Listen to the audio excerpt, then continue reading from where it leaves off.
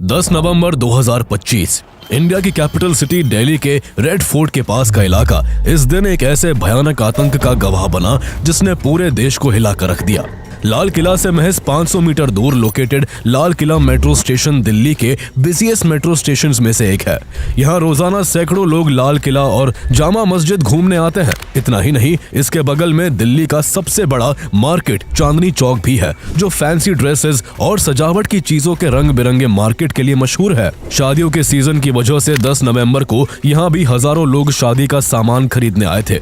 कोई अपनी दुल्हन के लिए खूबसूरत कपड़े चुन रहा था तो कोई अपने रिश्तेदारों के लिए अच्छे कपड़े लेकर उनके चेहरे पर मुस्कान लाना चाहता था। कुछ जर्नलिस्ट और रिपोर्टर्स इस इलाके की खूबसूरती और इसके रंग बिरंगे जीवन को अपनी न्यूज बाइट्स में शूट कर रहे थे। दिल्ली की हवाओं में सर्दी की हल्की खुशबू के साथ एक रौनक और उत्साह घुला हुआ था। चारों तरफ एक अजीब सी चहल पहल, तेजी और खुशहाली थी। बच्चों की हंसी, कैमरों की क्लिक, दुकानदारों की पुकार और लोगों की बातचीत, ये सब मिलकर एक सुकून भरी गूंज पैदा कर रहे थे। कोई लाल किला की प्राचीन कलाकृतियों को निहार रहा था तो कोई जामा मस्जिद में सिर झुकाकर नमाज में इस तरह खोया हुआ था जैसे वो जिंदगी भर की शांति को अपने दिल में समेट लेना चाहता हो। लेकिन किसी को जरा सा भी अंदाजा नहीं था कि बस कुछ ही पलों में ये सुकून भरा माहौल एक खूनी खामोशी में बदलने वाला है। यहाँ कुछ ऐसा होने वाला था जो इस रौनक को नरक में बदल देने वाला था। इसी बीच शहर के दूसरे छोर पर लाल किला से कुछ ही किलोमीटर दूर डॉक्टर उमर मोहम्मद अलायस डॉक्टर उमर उन नबी अपनी व्हाइट कलर की Hyundai i20 कार में सवार होकर पुरानी दिल्ली की फैज़-ए-इलाही मस्जिद पहुंचता है। साफ सुथरे कपड़े और चश्मा पहना ये शख्स थोड़ा गंभीर नजर आ रहा था, लेकिन उस गंभीरता के पीछे जो मंसूबे छुपे थे वो किसी इंसानियत के नहीं थे। उसकी आंखों में उस दिन कुछ अजीब सी बेचैनी थी, जैसे वक्त उसके कंधों पर झूल रहा हो और वो किसी बड़े खतरनाक फैसले के बिल्कुल किनारे पर खड़ा हो। वो मस्जिद में करीब 10 मिनट तक रुकता है। इस दौरान वो कई बार अंदर बाहर आता जाता रहा। कभी नमाज पढ़ने की मुद्रा में झुकता तो कभी बाहर आकर अपनी घड़ी देखता, जैसे किसी सिग्नल का इंतजार कर रहा हो। कुछ देर बाद वो अचानक कार में बैठा और अपनी गाड़ी को संसद भवन से महज 3 किलोमीटर दूर कनॉट प्लेस की ओर मोड़ देता है। वो कुछ देर तक अपनी गाड़ी को दिल्ली के कई पॉश इलाकों की सड़कों पर भटकाता रहता है। ऐसा लग रहा था कि मानो वो शहर के हर दिल की धड़कन को परख रहा हो। इसके बाद वो अपनी गाड़ी का रुख लाल किला की ओर कर देता है और दोपहर के 3:19 पर अपनी गाड़ी को सुनहरी मस्जिद के पास वाली पार्किंग में करीब 3 घंटे के लिए पार्क कर देता है। इसके बाद फिर शाम ढली और दिल्ली की गलियां नारंगी रोशनी में नहाने लगी। सर्द हवा में हल्की ठंडक घुल चुकी थी और हल्के अंधेरे ने शहर को अपनी आगोश में लेना शुरू कर दिया था। उस समय तक शहर के ज्यादातर दफ्तरों की छुट्टियां हो चुकी थी। कोई अपनी गाड़ी लेकर घर की ओर निकल चुका था, कोई तेज कदमों से मेट्रो स्टेशन की ओर दौड़ रहा था, तो कुछ लोग थके चेहरों के साथ ऑटो में बैठकर अपने अपने घरों को रवाना हो रहे थे। सड़कें धीरे धीरे ट्रैफिक से भरने लगी थी। गाड़ियों के हॉर्न से चारों तरफ शोरगुल का माहौल था और इसी शोरगुल में मोहम्मद उमर नबी अपनी व्हाइट Hyundai i20 का इंजन स्टार्ट करता है और फिर शाम 6:22 पर धीरे धीरे अपनी गाड़ी को लाल किला पार्किंग से निकालकर लाल किला मेट्रो स्टेशन के गेट नंबर 1 की ओर बढ़ा देता है। थोड़ी देर बाद जब लाल किला मेट्रो स्टेशन के गेट नंबर 1 के पास ट्रैफिक सिग्नल लाल होता है तो वो अपनी गाड़ी वहीं रोक देता है।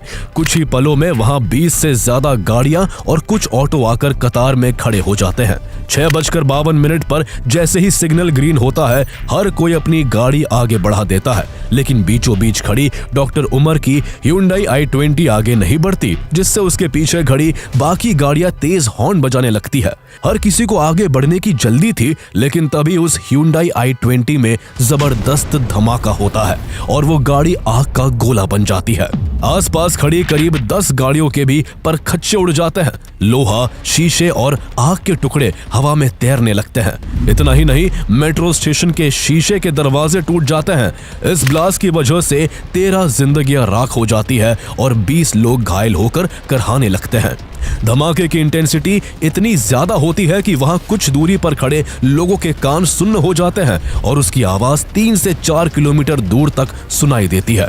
चारों तरफ अफरा तफरी का माहौल था, लोगों की चीखें थी, जमीन पर पड़ी लाशों से रिश्ता खून था और हवाओं में उठता धुआं और विस्फोट की आवाज थी, जिसने वहां के मंजर को इतना खौफनाक बना दिया था कि जिंदा बचे लोगों की आंखों में भी मौत का साया उतर आता है। लाल किला के आसपास की वो शाम जो कुछ ही पल पहले रौनक और सुकून से भरी थी, वो अब आग, बारूद और चीखों में डूब जाती है। A deadly car blast has rocked the national capital. 8 people being killed on the spot. That high-grade explosives were used in the Red Fort blast. That the I-20 car in which the blast took place had travelled through several key locations in the national capital before the explosion. The entire attack or blast was actually planned in advance itself. According to sources, this Jaish module was planning a major attack on December 6th. Currently, there are central agency raids at the Al Falah Trust headquarters in Okhla. 2 doctors were arrested in the raids and nearly 3 tons of explosive material was seized. Again, this operation spanned multiple Indian states. धमाके के बाद चूंकि भयानक आग लग चुकी थी, इसलिए लोग तुरंत दिल्ली फायर सर्विस को कॉल कर इन्फॉर्म करते हैं और कुछ देर बाद 7 फायर टेंडर्स घटनास्थल पर आ जाती है। शाम 7:29 पर फाइनली आग पर काबू पा लिया जाता है। इस बीच दिल्ली पुलिस की भी कई गाड़ियां घटनास्थल पर पहुंचती है। शुरुआत में सभी को लगता है कि यह धमाका कार में सीएनजी एक्सप्लोजन के कारण हुआ होगा। ऐसे में शुरू में दिल्ली पुलिस भी हमले के पीछे के कारण को बताने से बचती है, लेकिन हमले की सभी पॉसिबिलिटीज की जांच जरूरी थी, इसलिए एनएसजी बॉम्ब स्क्वाड और फोरेंसिक टीम को भी घटनास्थल की ओर रवाना कर दिया जाता है।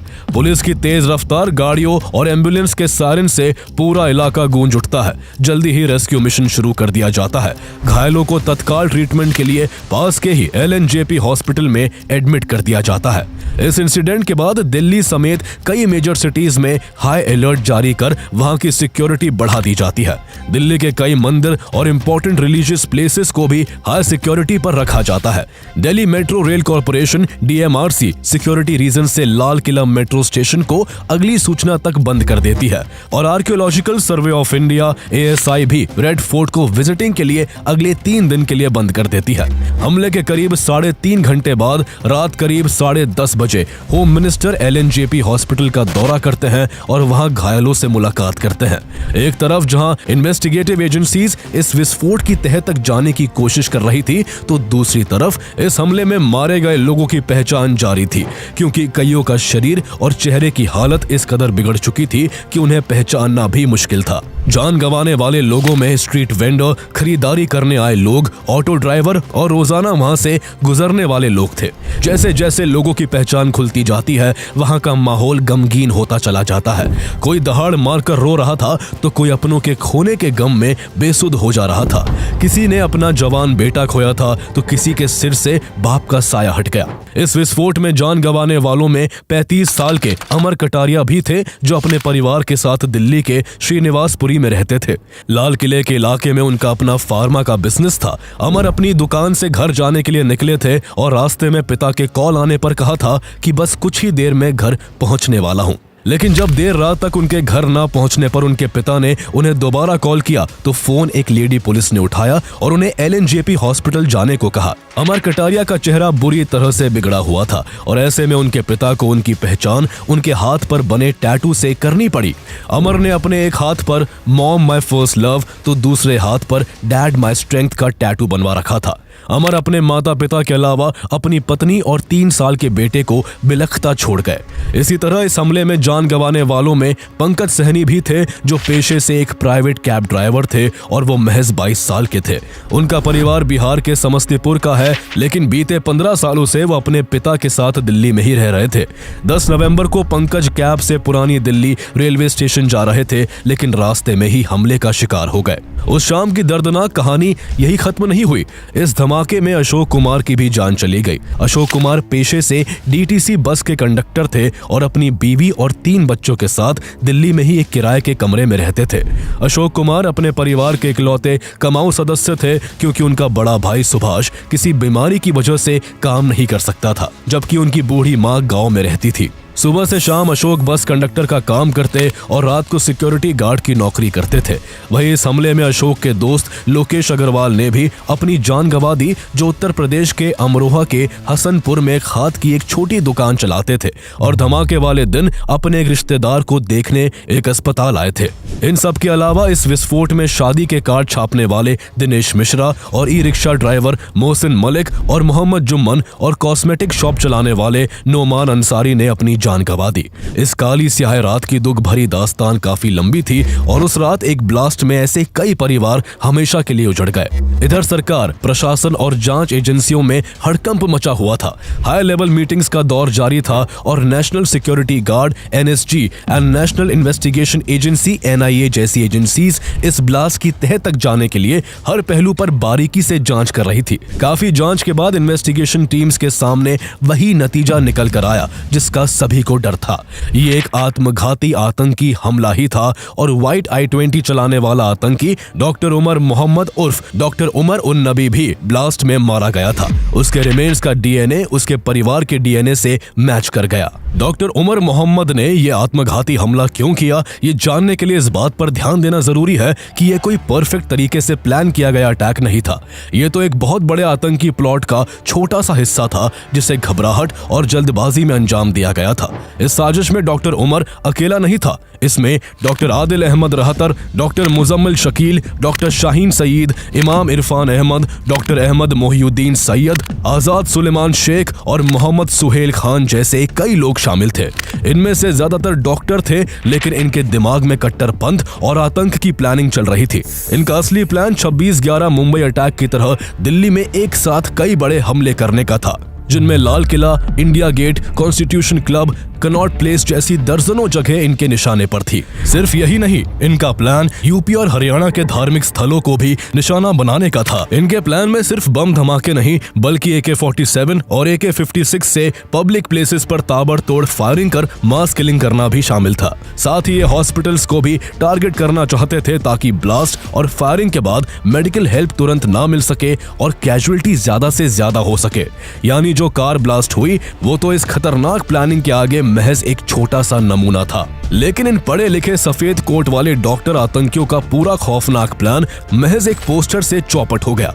10 नवंबर के ब्लास्ट से करीब 20-21 दिन पहले 19 अक्टूबर को कश्मीर के नौगाम इलाके में JNK पुलिस की नजर दीवारों पर लगे कुछ अजीब पोस्टर्स पर पड़ी।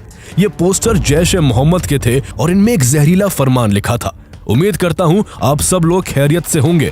हम कुछ समय से देख रहे हैं कि आप लोग अब भी गुनाहों में डूबे हुए हो। जो काम तुम शरीयत के खिलाफ कर रहे हो उससे अब बाज आ जाओ। कुछ लोग अपनी दुकानों पर इन भारतीय दरिंदों को पनाह देते हैं, जिससे हमारे कामों में रुकावट आती है। हम उन्हें भी आखिरी बार चेतावनी दे रहे हैं और आगे तुम कभी माफी के हकदार नहीं रहोगे। पोस्टर का पूरा टोन साफ था, डर फैलाना, लोगों को इंटिमिडेट करना और घाटी में अपनी पकड़ मजबूत करना। JNK पुलिस ये पोस्टर पढ़कर तुरंत समझ गई कि कुछ बहुत बड़ा पक रहा है। बस यही से ये पूरी साजिश खुलने लगी और आगे जो सामने आया उसने पूरे देश की सुरक्षा एजेंसियों को हिला दिया। पुलिस ने जल्द ही इन पोस्टर्स को चिपकाने वाले की छानबीन शुरू कर दी। करीब 50 अधिकारियों की टीम बनाई गई, 60 CCTV फुटेज खंगाली गई और इसका नतीजा ये हुआ कि 31 अक्टूबर को एक शख्स CCTV फुटेज में दिखा जो पोस्टर चिपका रहा था। ये शख्स सहारनपुर के एक फेमस मेडिकेयर हॉस्पिटल का डॉक्टर आदिल अहमद राठर था। जम्मू कश्मीर पुलिस ने तुरंत उसको ढूंढना शुरू कर दिया और उसके फोन को भी सर्विलेंस पर डाल दिया। फोन सर्विलेंस से जल्द ही पता चल गया कि वो पाकिस्तान के हैंडलर्स के संपर्क में है। उसकी लोकेशन यूपी के सहारनपुर में मिली और 6 नवंबर को उसे AK-47 ग्रेनेड और एक्सप्लोजिव मटेरियल के साथ गिरफ्तार कर लिया गया। पहले तो उसने मुंह नहीं खोला, लेकिन जब पुलिस ने उस पर सख्ती दिखाई तो वो टूट गया और उसने पूरी साजिश से पर्दा उठा दिया। उसने पूछताछ में एक और अहम नाम बताया। ये नाम डॉक्टर मुजम्मिल शकील का था, जो पुलवामा का रहने वाला था, लेकिन हरियाणा के फरीदाबाद में अल फलाह यूनिवर्सिटी में फैकल्टी था। आदिल ने बताया कि मुजम्मिल के पास भारी मात्रा में एक्सप्लोसिव मटेरियल रखा हुआ है। इस इनपुट पर 9 नवंबर को J&K पुलिस फरीदाबाद पहुंची और अगली सुबह मुजम्मिल को पकड़ लिया गया। मुजम्मिल के कमरे से जो बरामद हुआ उसे देख अधिकारियों के होश उड़ गए। उसके कमरे से 358 किलो अमोनियम नाइट्रेट, एक Krinkov assault rifle, 3 magazines, 91 live rounds, एक पिस्टल और उसके cartridges, 20 timers, batteries, remote controls, walkie talkie, कई तरह का बॉम्ब मेकिंग मटेरियल, कई इलेक्ट्रॉनिक डिवाइसेस और पेन ड्राइव्स बरामद हुए। उसके रूम से पुलिस को 2 डायरीज भी मिली जिनमें कोड वर्ड्स और एन्क्रिप्टेड नोट्स लिखे थे और बार-बार 3 शब्द लिखे हुए थे, operation, shipment and package. Police को इसमें अब एक बड़े आतंकी नेटवर्क की झलक दिख रही थी और मामला भारी लग रहा था। इसलिए इसमें सिर्फ जम्मू एंड कश्मीर पुलिस नहीं बल्कि हरियाणा पुलिस, उत्तर प्रदेश पुलिस और कई सेंट्रल एजेंसीज भी इन्वॉल्व हो गई। जैसे जैसे जांच आगे बढ़ी, इस पूरे आतंकी मॉड्यूल के असली चेहरे सामने आने लगे। डॉक्टर मुजम्मिल शकील की गिरफ्तारी के तुरंत बाद 10 नवंबर को पुलिस ने इस नेटवर्क की एक और अहम सदस्य डॉक्टर शाहीन सईद को पकड़ लिया। डॉक्टर शाहीन की कार से एक क्रिनकॉव असॉल्ट राइफल भी मिली। यह कोई मामूली गिरफ्तारी नहीं थी क्योंकि शाहीन सईद का सीधा संपर्क जैश-ए-मोहम्मद के सरगना मसूद अजहर की बहन सादिया अजहर से था। यह सादिया वही है जिसने अपने पति यूसुफ अहमद की मौत के बाद जैश-ए-मोहम्मद की महिला आतंकी विंग जमात-उल मोमिनात बनाई थी और उसने भारत में औरतों की इस विंग को बनाने की जिम्मेदारी डॉक्टर शाहीन सईद को सौंपी थी। लेकिन गिरफ्तारी का सिलसिला यही नहीं रुका। फरीदाबाद में जांच टीम ने शोपियन के एक इमाम इरफान अहमद को गिरफ्तार किया। इरफान वही व्यक्ति था जिसने इस मॉड्यूल के कई सदस्यों, खास तौर पर यंग डॉक्टर्स को रेडिकलाइज किया। लेकिन असली झटका तो तब लगा जब दूसरा इमाम मौलवी इश्तियाक पकड़ा गया। मौलवी इश्तियाक हरियाणा के मेवात का रहने वाला था और फरीदाबाद की अल फलाह मॉस्क का इमाम था। पुलिस जब उसके कमरे पर पहुंची तो जो मिला उसने सभी के पैरों तले जमीन खिसका दी। उसके कमरे से 2500 किलो से ज्यादा एक्सप्लोजिव्स बरामद हुए। ये वही जगह थी जहां सालों से मजहब के नाम पर कोई शक नहीं करता था और इसी भरोसे का फायदा उठाकर ये नेटवर्क खुलकर पनप रहा था। इश्तियाक का काम आतंकियों को सेफ हाउस देना, लॉजिस्टिक सपोर्ट देना और फाइनेंशियल चैनल्स तक पहुंच बनाना था। जैसे जैसे जांच का दायरा बढ़ा, फरीदाबाद की अल फलाह यूनिवर्सिटी का नाम हर बार घेरे में आया। 70 एकड़ में फैली यूनिवर्सिटी शिक्षा का केंद्र नहीं बल्कि इन डॉक्टर आतंकियों का टेरर हब बन गई। जितने भी आतंकी पकड़े गए उनमें से ज्यादातर इस यूनिवर्सिटी के थे। यहाँ का रूम नंबर 13 जो डॉक्टर मुजम्मिल का था, इस मॉड्यूल का सीक्रेट मीटिंग पॉइंट था। यही प्लान बनता था और यही साजिशें तैयार होती थी। यूनिवर्सिटी का एक और चेहरा डॉक्टर निसारुल हसन श्रीनगर के SMHS मेडिकल कॉलेज का असिस्टेंट प्रोफेसर था। उसे साल 2023 में आतंकियों से कनेक्शन होने के कारण सरकारी नौकरी से निकाल दिया गया था। लेकिन हैरानी की बात यह कि इसके बावजूद साल 2024 में अल फलाह यूनिवर्सिटी ने उसे एज अ प्रोफेसर नौकरी दे दी। लेकिन जब पुलिस की कार्रवाई शुरू हुई तो वो पकड़े जाने के डर से रातों रात फरार हो गया। ऐसे में ये सोचने वाली बात है कि जब इतना सब यूनिवर्सिटी के अंदर हो रहा था तो क्या यूनिवर्सिटी के मैनेजमेंट को इसकी जरा सी भी भनक नहीं लगी, या फिर ये यूनिवर्सिटी के टॉप लोगों की रजामंदी से हो रहा था। इस बात पर शक इसलिए भी बढ़ जाता है क्योंकि अल फलाह यूनिवर्सिटी के फाउंडर जावेद अहमद सिद्दीकी का पुराना रिकॉर्ड काफी मैला है। सिद्दीकी पर फाइनेंशियल फ्रॉड के गंभीर आरोप है। ऐसा आरोप है कि उनके अल फलाह ग्रुप ने फर्जी इन्वेस्टमेंट स्कीम्स चलाकर लोगों से 7.5 करोड़ रुपए ऐंठे। इससे पहले महू में भी उनके खिलाफ चिट फंड स्कीम चलाकर फ्रॉड करने के आरोप लगे थे। इसके चलते उन्हें 2003 में जेल की सलाखों के पीछे भी रहना पड़ा। कहा जाता है कि राजनीतिक कनेक्शन का फायदा उठाकर उन्होंने इस यूनिवर्सिटी को साल 2014 में तैयार किया था और इस यूनिवर्सिटी को शुरू से विदेश से फंडिंग भी मिल रही है। इस कहानी का सबसे डरावना किरदार डॉक्टर उमर मोहम्मद, जिसने Hyundai i20 कार से रेड फोर्ट के पास ब्लास्ट किया, वो भी इसी यूनिवर्सिटी से बिलोंग करता था। उमर मोहम्मद और मुजम्मिल शकील दोनों गहरे दोस्त थे और दोनों पुलवामा के एक ही गांव कोइल के थे। उनके घर सिर्फ 800 मीटर की दूरी पर थे। दोनों साथ पढ़े, साथ डॉक्टर बने और फिर दोनों साथ साथ आतंक की राह पर उतर गए। मुजम्मिल और उमर जनवरी 2025 से यानी पिछले 11 महीने से दिल्ली के लाल किले वाले इलाके की रेकी कर रहे थे। दोनों कई बार वहां गए ताकि भीड़ का पैटर्न देख सके। इस दौरान दोनों ने पुलिस कहां खड़ी होती है, कौन से एंगल ब्लाइंड स्पॉट बनता है, कौन सा ट्रैफिक सिग्नल सबसे ज्यादा जाम रहता है, ये सब कुछ उन्होंने नोट किया था। उनकी डिवाइसेस की जांच में कई पाकिस्तानी नंबर भी मिले जो ये साबित करते थे कि ये लोग पाकिस्तान के हैंडलर्स के ऑर्डर पर काम कर रहे थे। इनका पहला प्लान 26 जनवरी 2025 को लाल किला और दिल्ली की दूसरी जगहों पर हमला करना था, लेकिन उस समय उनकी तैयारी पूरी नहीं थी और चूंकि रिपब्लिक डे होने की वजह से उस दिन वहां की सिक्योरिटी भी बहुत टाइट थी, इसलिए प्लान को टाल दिया गया। इसके बाद उन्होंने दिवाली पर अटैक करने का प्लान बनाया, लेकिन किसी कारण ये प्लानिंग फिर अधूरी रह गई। इसके बाद इन्होंने 6 दिसंबर को दिल्ली और एनसीआर के कई इलाकों में सीरियल ब्लास्ट करने का फैसला किया, क्योंकि 6 दिसंबर ही वही दिन था जब 1992 में बाबरी मस्जिद गिराई गई थी। ऐसे में इनका टारगेट अयोध्या का राम मंदिर भी था। इस मॉड्यूल ने दिल्ली एनसीआर में बड़े धमाके करने के लिए करीब 20 लाख रुपए इकट्ठे किए थे। डॉक्टर उमर मोहम्मद बॉम्ब बनाने में एक्सपर्ट था और ये पैसा उसी के पास रखा गया था। इसके बाद डॉक्टर उमर मोहम्मद और उसके साथियों ने गुड़गांव, नूह और आसपास की जगहों से लगभग 26 क्विंटल एनपीके फर्टिलाइजर खरीदा, जिसमें करीब 3 लाख रुपए खर्च हुए। यही फर्टिलाइजर अमोनियम नाइट्रेट के साथ मिलाकर आईईडी बनाने में इस्तेमाल होना था। बॉम्ब मेकिंग के लिए इन्होंने अल फला यूनिवर्सिटी की लैब के भी केमिकल्स इस्तेमाल किए। ये लैब मुजम्मिल के कमरे से कुछ ही मीटर की दूरी पर थी। पूरे प्लान के लिए इन्होंने 32 पुरानी कारों का इंतजाम किया था, जिनमें Brezza, Swift Dzire, EcoSport, i20 जैसी गाड़ियां शामिल थी जो कई बार रीसेल हो चुकी थी ताकि ट्रेस करना मुश्किल हो।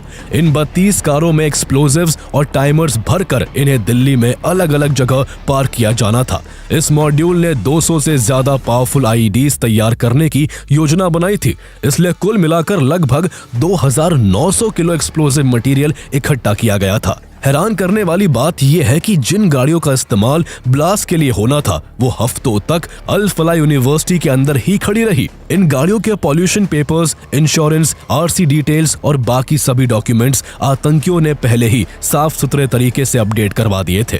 गाड़ियां इतने लीगल तरीके से मेंटेन की गई थी कि किसी भी चेकिंग में वो एकदम नॉर्मल लगती और ट्रैफिक पुलिस इन्हें रोककर डाउट नहीं करती। बस एक्सप्लोजिव भरना बाकी था और फिर ये गाड़ियां दिल्ली के अलग अलग कॉर्नर्स में पार्क टाइम बम बनकर खड़ी हो जाती। इस मॉड्यूल का खतरा सिर्फ यही तक नहीं था। एक और डॉक्टर अहमद मोहिउद्दीन सैयद, जिसने चाइना से एमबीबीएस की थी, वो अपनी टीम के साथ एक अलग और भी खतरनाक प्लान पर काम कर रहा था।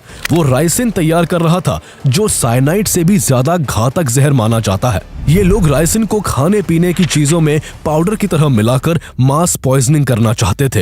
अहमद का सीधा संपर्क Islamic state Khorasan province ISKP के हैंडलर अबू खदीजा से था। पाकिस्तान से ड्रोन के जरिए हथियार भारत में गिराए गए थे, जो हनुमानगढ़ से शराब तस्करी वाले रूट के जरिए गुजरात तक पहुंचे और अहमदाबाद के कलोल में डिलीवर किए गए।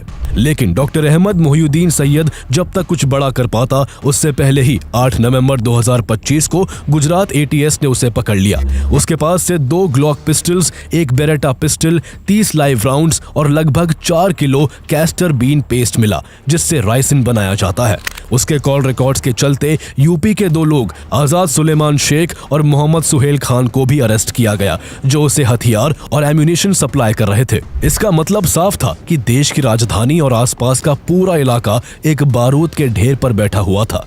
एजेंसीज की सख्त निगरानी ना होती तो यह भारत का 21वीं सदी का सबसे बड़ा आतंकी हमला बन सकता था। अगर आतंकियों का प्लान काम कर जाता तो आने वाले 6 दिसंबर को 32 गाड़ियां 2900 किलो एक्सप्लोजिव के साथ दिल्ली NCR में कितनी बड़ी तबाही मचाती और राइसिन पॉइजन के खाने पीने की चीजों में मिलने से न जाने कितने लोगों की जान जाती। इसकी कल्पना करना भी मुश्किल है।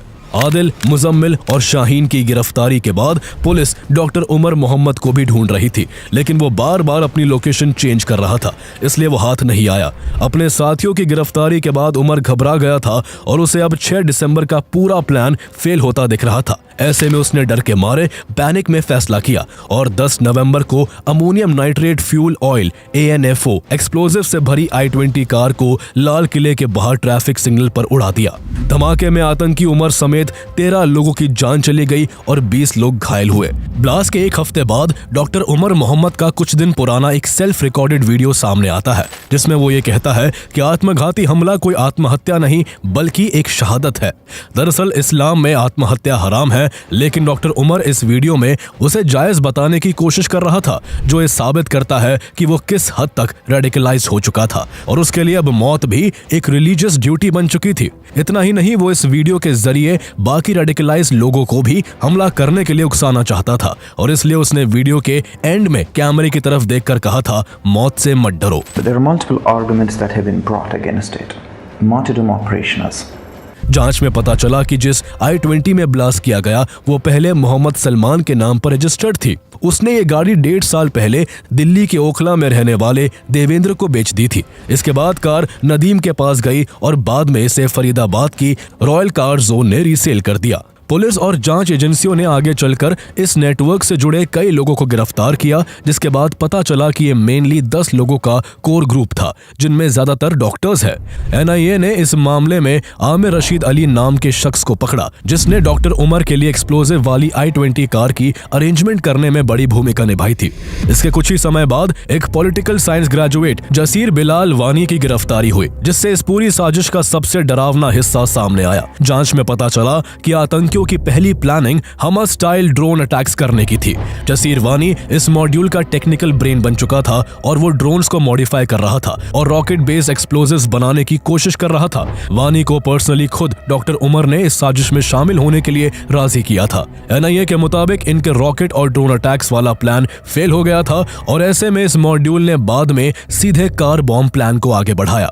फोरेंसिक टीम ने कंफर्म किया कि ब्लास्ट में अमोनियम नाइट्रेट और फ्यूल ऑयल यानी ANFO का इस्तेमाल हुआ था, लेकिन आगे की जांच में एक और डरावनी संभावना सामने आई। जांच एजेंसीज को ऐसा शक है कि उमर ने इसके साथ TATP यानी ट्राइएसीटोन ट्राइपरऑक्साइड भी इस्तेमाल किया था, जिसे मदर ऑफ सेटन भी कहा जाता है, क्योंकि ये इतना ज्यादा वॉलेटाइल होता है कि हल्की सी गर्मी में भी बिना डेटोनेटर के फट सकता है। प्रोब टीम्स का मानना है कि उमर को इस एक्सप्लोजिव की खतरनाक और अनस्टेबल नेचर के बारे में पूरा पता था और इसलिए वो अपनी गाड़ी को चांदनी चौक जैसे भीड़ भाड़ वाले इलाके में घुमा रहा था। जांच में एक और बात निकलकर सामने आई कि एक्सप्लोजिव को ढीला भरा गया था। अगर ये ठीक से कॉम्पैक्ट होता और इसे सेट होने का टाइम मिलता तो तबाही का मंजर इससे कई गुना ज्यादा होता। लेकिन इस पूरे मामले में सबसे डराने वाली बात यह थी कि इस मॉड्यूल में कोई भी अनपढ़ या बेरोजगार आदमी नहीं था जिसे ब्रेन वॉश्ड या भटका हुआ कहा जा सके, बल्कि ये सभी पढ़े लिखे प्रोफेशनली सेटल्ड अच्छी कमाई वाले लोग हैं। अरेस्ट हुए 12 लोगों में से 6 डॉक्टर्स हैं, ऐसे लोग जिन पर समाज सबसे ज्यादा भरोसा करता है। लेकिन पर्दे के पीछे यही लोग एक्सप्लोजिव प्रोक्योरमेंट, कंसीलमेंट और टेक्निकल प्रिपरेशन जैसे सबसे खतरनाक काम कर रहे थे। यही वजह है कि सिक्योरिटी एनालिसिस ने इसे व्हाइट कॉलर टेररिज्म नाम दिया, एक ऐसा टेररिज्म जिसमें एजुकेशन, रिस्पेक्टेबिलिटी और प्रोफेशनल आइडेंटिटी खुद एक हथियार बन जाते हैं। व्हाइट कॉलर टेरर नेटवर्क्स में ऐसे लोग शामिल होते हैं जो डॉक्टर्स, इंजीनियर्स और प्रोफेसर जैसे भरोसे के पदों पर होते हैं और अपनी ट्रस्टेड इमेज का फायदा उठाकर प्लानिंग करते हैं। ऐसे लोग मटेरियल आसानी से खरीद सकते हैं, ट्रैवल कर सकते हैं, हाई सोसाइटी में रह सकते हैं और क्रिप्टो ट्रांजैक्शंस कर सकते हैं, जिससे ट्रैकिंग मुश्किल होती है। इनके पास नॉलेज भी होती है और एक्सेस भी, जिसकी वजह से ये नए तरह का टेररिज्म बेहद डेंजरस और अनप्रेडिक्टेबल माना जा रहा है। पहले पाकिस्तान की ISI और उसके टेरर ग्रुप्स भारत में हमले के लिए रेडिकलाइज्ड अनएम्प्लॉयड यूथ को इस्तेमाल करते थे, जिन्हें जिहाद, जन्नत और बेहतर हुरों का लालच देकर ब्रेन वॉश किया जाता था और भारत के खिलाफ इस्तेमाल किया जाता था। लेकिन कुछ सालों में इंडियन सिक्योरिटी एजेंसीज ने ऐसे लो लेवल आतंकियों पर कड़ी नजर रखी। कई पकड़े गए, कई मारे गए और ये कैटेगरी अब आसानी से पकड़ी जा रही थी। इसी वजह से ISI और पाकिस्तान बेस्ड टेरर आउटफिट्स ने अपनी स्ट्रेटेजी बदल दी। उन्होंने ऐसे एजुकेटेड प्रोफेशनल्स को फंसाना शुरू किया जो किसी भी सिक्योरिटी वॉच लिस्ट पर ना हो। अरेस्ट हुए लोगों में कई डॉक्टर्स और प्रोफेसर्स थे जो दिन में हॉस्पिटल और यूनिवर्सिटी में रिस्पेक्ट रिस्पेक्टेबल रोल्स निभाते थे, लेकिन रात में भारत के खिलाफ मास कैजुअलिटी टेरर अटैक की प्लानिंग कर रहे थे। इन्वेस्टिगेशन से ये भी सामने आया कि ये पूरा मॉड्यूल एन्क्रिप्टेड कम्युनिकेशन प्लेटफॉर्म्स का इस्तेमाल करता था। इन्हीं एन्क्रिप्टेड चैनल्स पर इंडोक्ट्रिनेशन, कोऑर्डिनेशन, फंड मूवमेंट और लॉजिस्टिक्स की डिटेलिंग होती थी। फंड भी इन्हीं प्रोफेशनल नेटवर्क्स के जरिए जुटाए जाते थे, कभी सोशल कॉज के नाम पर तो कभी चैरिटी के नाम पर। इस केस से ये एक भयानक सच्चाई सामने आई कि रेडिकलाइजेशन अब सिर्फ ब्रेन वॉश हुए कम पढ़े लिखे आतंकियों तक सीमित नहीं रहा जो जंगलों में छिपे रहते थे, बल्कि highly educated white collar professionals भी आतंक की आइडियोलॉजी का हिस्सा बन रहे हैं, जो नोएडा, दिल्ली और फरीदाबाद जैसे को-वर्किंग स्पेसेस में बैठकर प्लॉटिंग करते हैं या अपनी पहचान छुपाकर अर्बन क्राउड में घुल मिल जाते हैं। इन्हें पहचानना मुश्किल है क्योंकि ये दोहरी जिंदगी जीते हैं। एक वक्त प्रोफेशनल जिंदगी बिताते हैं और दूसरे वक्त भारत पर हमला करने के लिए बम बनाते हैं। ये ट्रेंड बेहद खतरनाक है क्योंकि ऐसे लोग रेगुलेटेड केमिकल्स, लैबोरेटरीज और सप्लाई चेन सिस्टम्स तक पहुंच रखते हैं। इस मॉड्यूल में ज्यादातर डॉक्टर थे और कई अल फला यूनिवर्सिटी में प्रोफेसर्स भी थे। एक ऐसा पेशा जिसे समाज भगवान का रूप मानता है, वही अब मास किलिंग की प्लानिंग में शामिल पाया गया। आने वाले समय में एक खतरा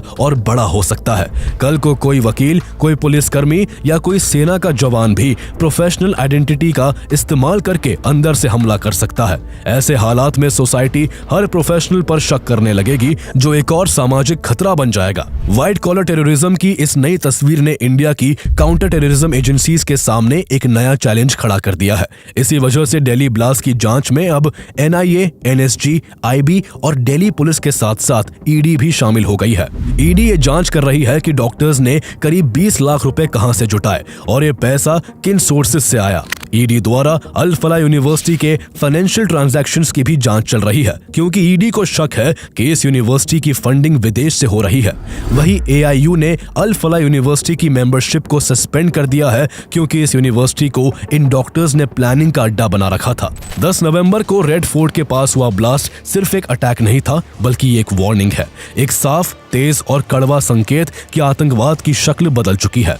ये उनके असली प्लान का पूरा रूप भी नहीं था, ये तो बस उस विनाश का छोटा सा हिस्सा था। इंटेलिजेंस एजेंसीज और जम्मू कश्मीर पुलिस की तारीफ बनती है, क्योंकि अगर अक्टूबर में उस पोस्टर की लीड को फॉलो करते हुए पूरा व्हाइट कॉलर मॉड्यूल पकड़ा ना जाता तो 6 दिसंबर पर दिल्ली एक ऐसा कहर देखती जिसकी हम शायद कल्पना भी नहीं कर सकते। लेकिन इन सब के बावजूद भी सरकार पर एक नहीं बल्कि कई सवाल खड़े होते हैं। आखिर 13 साल बाद दिल्ली में फिर से धमाका पॉसिबल कैसे हुआ? इतनी बड़ी मात्रा में एक्सप्लोजिव्स दिल्ली तक पहुंच कैसे गए? एक explosive loaded Hyundai i20 car देश की कैपिटल की सड़कों पर कई घंटों घूमती रही, लेकिन किसी भी एजेंसी को रेड फ्लैग क्यों नहीं मिला? सवाल ये भी है कि दिल्ली से कुछ किलोमीटर दूर 2900 किलो एक्सप्लोजिव कई दिनों तक हरियाणा के फरीदाबाद में पड़ा रहा, लेकिन पुलिस को भनक तक नहीं लगी। ये कोई पहली बार नहीं हुआ है। साल 2019 के पुलवामा अटैक में भी 200 किलो RDX से भरी गाड़ी कश्मीर की सड़कों पर घूमती रही और CRPF के काफिले से टकराकर 40 जवानों की जान ले ली। 2016 के पठानकोट अटैक में भी इंटेलिजेंस इनपुट होने और पंजाब पुलिस के एक SP को आतंकियों द्वारा बंधक बनाए जाने की सूचना होने के बावजूद आखिर टेररिस्ट पठानकोट एयर स्टेशन तक कैसे पहुंच गए? 10 नवंबर के अटैक्स ने साफ कर दिया है कि देश के सामने लड़ाई अब बहुत बड़ी है। ये सरकार के लिए एक रिमाइंडर है कि टेररिज्म अब एक नए दौर में प्रवेश कर चुका है। इंडियन गवर्नमेंट को अब चाहिए कि नई स्ट्रैटेजी, ज्यादा मॉडर्न सिक्योरिटी सिस्टम्स और ग्राउंड लेवल अकाउंटेबिलिटी के साथ आतंकियों को उनके मंसूबे में कामयाब होने से पहले ही रोक दे। क्योंकि केवल सवाल सिर्फ ये नहीं कि ब्लास्ट कैसे हुआ, बल्कि सवाल ये है कि अगला हमला ना हो, इसके लिए हमारी सरकार कितनी तैयार है।